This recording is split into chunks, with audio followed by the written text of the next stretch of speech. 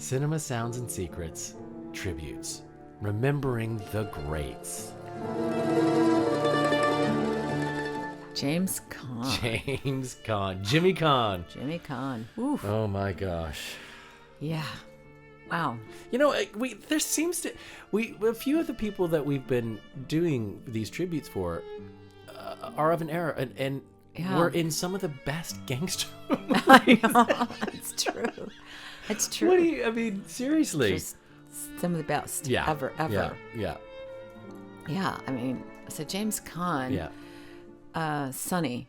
Yes. And the Godfather. Godfather. I mean, absolutely. That's the one that most people will remember him for. Of course, yeah. And he was a wonderful actor. I mean, I remember seeing him in Rollerball. Rollerball. I watched Rollerball a long time ago. Holy moly. Yeah. But I had seen him. I had seen him in his big breakthrough piece, which was Brian's Song. Okay. About Brian Piccolo, the football player who's dying. It was a sensation in America. People, it was one of the things, everyone in America watched the night it was on.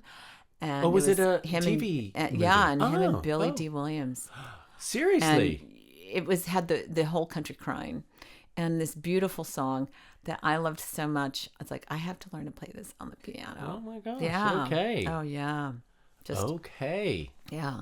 But to back up, so where did he come from? So he died in July 2022 this year. Yeah. And he was 82. Actually, it's hard to believe. It's like I still see him as this vibrant, amazing, guy. And he was still working, and he was really, straight, masculine, often hot-headed, tough guy, or disillusioned, dispassionate. He was another New Yorker, born in the Bronx.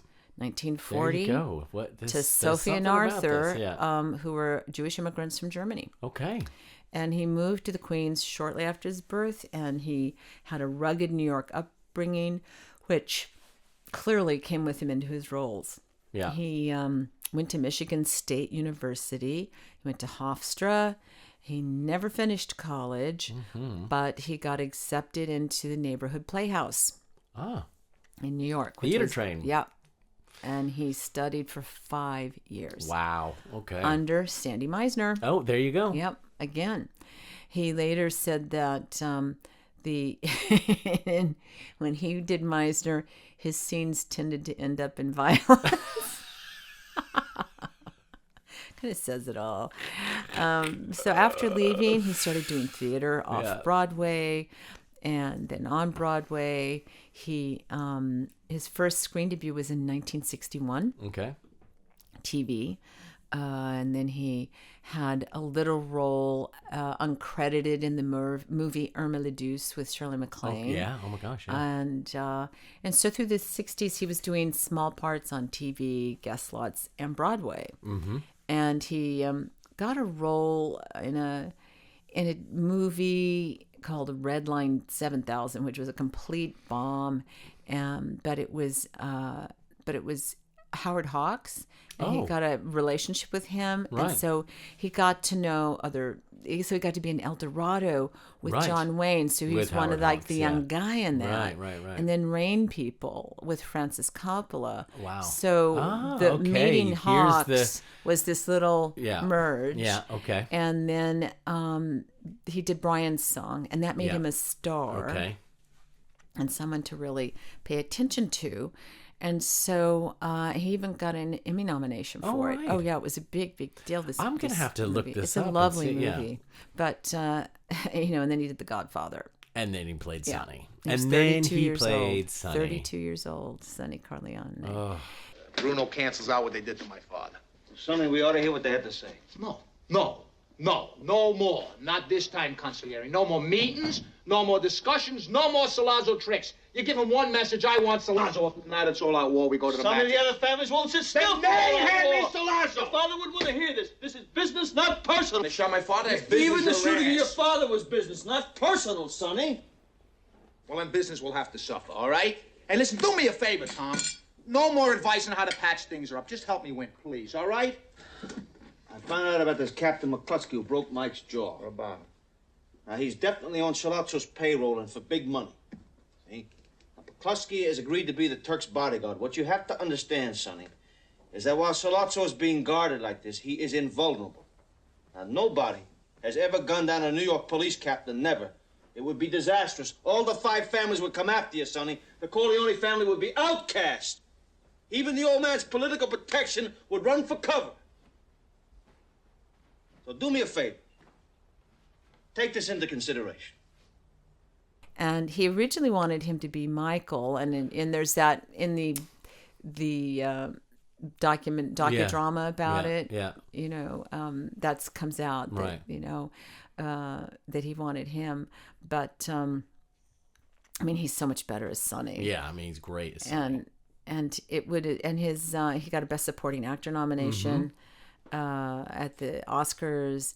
And for the rest of his life, you know, I don't think you can see him without thinking of Sonny because of that. The way he dies and the way it was spoiler just alert. Sorry, it's an old film. It's an old film. Listen, it's as old as me since it came out. Yes. The Godfather. I will never forget when Godfather came out. It was my year, 1972. But it was a career defining role. Absolutely. And then of course, it was hard to see. And it's in The Offer, the docudrama that they're doing about it. Matthew Good plays. Right.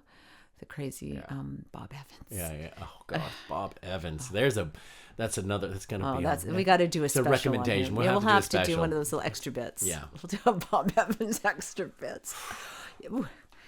Anyway, so from The Godfather, he and what was amazing is the New York Italian of the Year award went to him twice, even though he's not Italian. No, just. So there you are. Yeah. It's wonderful. Yeah, German Jew, New York German Jew Award. Yeah, right. And he then did The Gambler, which was a very good film. I'm going to tell you something I never told a customer before. Personally, I never made a bet in my life. You know why? Because I've observed firsthand what would see in the different kinds of people that are addicted to gambling. What we would call degenerates. I've noticed there's one thing that makes all of them the same. You know what that is? Yes. They're all looking to lose. You mean you know that? I could have wiped the floor with your ass. Yeah? How? By playing just the games I knew I'd win. Then why didn't you? Listen, if all my bets were safe, there just wouldn't be any juice. Juice? Juice. Well, whatever that's supposed to mean, I hope you got a lot of it saved up because you're sure going to be needing something. And it wasn't... it wasn't a hit like The Godfather, but it was a really excellent film. No, it was good, and I think it had other one of our gangsters in it. Yes, it did. Gambler. I can't remember. And I'm trying to remember who it is. If it wasn't Paul Sorvino, it was Ray Liotta, but I'm pretty sure it was Paul Sorvino. I'm pretty sure. He might have been in it because it was very good. Then there was The Killer Elite, and he did a really wonderful movie with Elliot Gould, Harry and Walter Go to New York. Oh, I know which is that a one. really good, quirky movie. I'm Harry, I'm Walter, and now it's time to say, Maestro, take it away.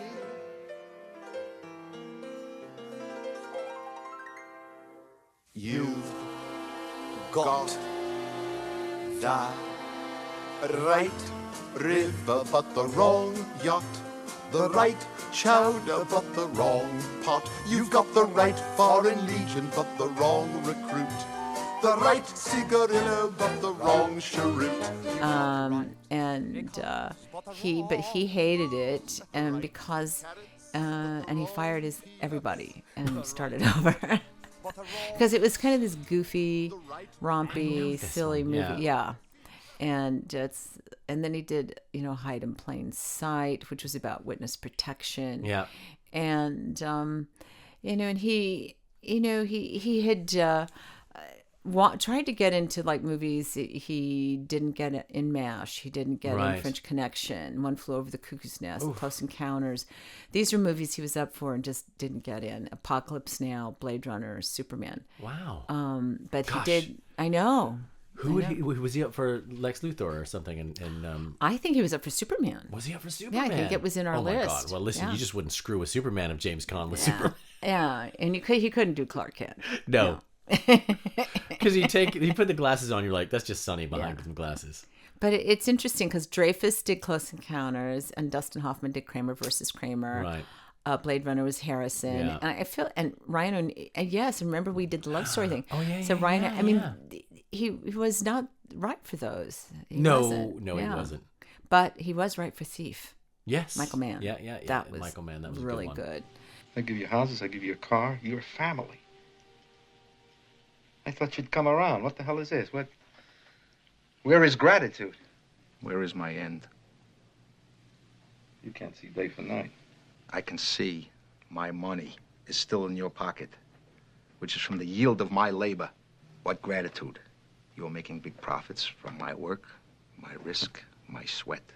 But that is okay, because I elected it to make that deal. But now the deal is over. I want my end, and I am out. He just then kind of, I think that was, then he floated for a little bit through the 80s. And then he did this little movie in 1990 called Misery. And that really brought him back. Who am I to make a criticism to someone like you? It's all right, I can take it. Well, it's brilliantly written, but then everything you write is brilliant. Pretty rough stuff. The swearing, Paul. There, I said it. The profanity bothers you. It has no nobility. These are slum kids. I was a slum kid. Everybody talks like that. They do not. What do you think I say when I go to the feed store in town? Oh, now, Wally, give me a bag of that effing pig feed and 10 pounds that bitchly cow corn. And in the bank, do I tell Mrs. Bollinger, oh, here's one big bastard of a check. Give me some of your Christing money. There, look there. See what you made me do. He was, listen, as an acting exercise, he was handcuffed and strapped to a bed. Yeah. That's all he had to work with. And that was Rob Reiner. Again, another connection. There you go. I know, it's amazing. That was just an incredible film. Well, everyone else turned it down because they were bedridden. And being a Meisner guy, he's like, hey, I can do it. Yeah. I mean, Meisner. So basically, for those that you don't know, Meisner is basically, it's using external stimuli to inform your performance, but reacting only to the person in front of you. Right. Nothing else. So that is, it's completely in the moment acting. That's the, right. And it's, so you're never break that focus. And that's what it needed for a 2-person movie. Right. So that's fantastic. Yeah. Right. And so he, and so from there, he did, a lot of roles. He was in Elf and Dogville and Art House and yeah. I mean, he's an elf. Well, are you going to sing a song or something, or can I just go back to work? A song? Yeah. Anything for you, Dad. I'm here with my dad, and we never met, and he wants me to sing him a song. And, I was adopted, but you didn't know I was born. So I'm here now. I found you, Daddy. And guess what? I love you. I love you. I love you. Wow. That was weird. Usually guys just, put my name in the jingle bells or something. It's me, your son. Susan Wells had me, and she didn't tell you. But now I'm here. It's me, Buddy. Susan Wells. You said Susan Wells? Yes. Who sent this Christmas gram? What's a Christmas gram? I want one. I think we should call security. Good idea. I like to whisper too. He's also in something that I worked on was for voice was Mickey Blue Eyes, and it is and it was very funny. I mean, it's not the greatest film, of course it's not, but fun. But it's fun, and it is watching James Caan trying to teach Hugh Grant how to speak gangster. Right. And to say forget about it is hilarious. Yeah. It's very yes, funny. that is a funny. That's worth the price. Scene. That's worth seeing it. And then he just did a lot of smaller supporting roles, good supporting roles throughout films. And his last film was in 2021, a little thing with a lot of the actresses that had been his leading ladies and whatnot in 2021 called Queen Bees. Oh, right. So it was kind of a nice way, it's a nice last role that he was he was the leading handsome man again. So it was really kind of lovely. And but just a truly great actor and some truly and legendary roles. But I mean, it's Sonny. But I always I loved Thief and Misery. But Misery, just those Misery. Misery, you know, acting, writing, directing masterclasses in that yeah, film. It is. I mean, everybody just really works. So the great James Caan. Yes.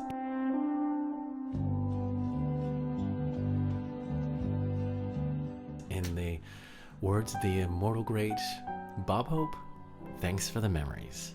And you can find out more on our wonderful legendary artist today, James Caan, clips, bits of movies. Definitely we'll have to find the elf clip. Yeah. You got it. It is. Yeah, it's great. The stoic Jimmy Caan and the absolute insane Will Ferrell. Like, it is so funny. Yeah, it's good. That's good. It's good. So you can go to our website, cinemasoundsandsecrets.com, to find out more. I'm Janet Doolin-Jones, and that's Pendleton reminding you to tune in next time. I'm John Schwab, and we will see you here next week at the movies. He finds himself caring about something as a child, a wife, and because of that, he becomes susceptible to this outside force that is evil. And so to deal with that, he must again return to nature, as Rousseau said, and void himself of all these things he cared about and become this maniac again. Yeah. And I think the time spent on the picture, and then I was in a trailer all the time. You know, I had all these big policemen with me, you know, all the time, and I was like in this trailer for 10 hours a day, just like I felt like, you know, they would throw raw meat in through the window. You know, I was pacing in there. I would get out, and plus there was some personal problems at the time, you know, with my family, and it all seemed to. But you know what happens is strange. It seems almost like I don't know. It seems almost evil to use, when I think about it, things that happen in your life. If you're playing a certain kind of a guy, they seem to, you pick out those things and they become monstrous events because they help you playing that character on that particular day. You know what I mean? Something that would normally maybe not bother you all of a sudden becomes life or death, you know? And there was a lot of that, you know, going on.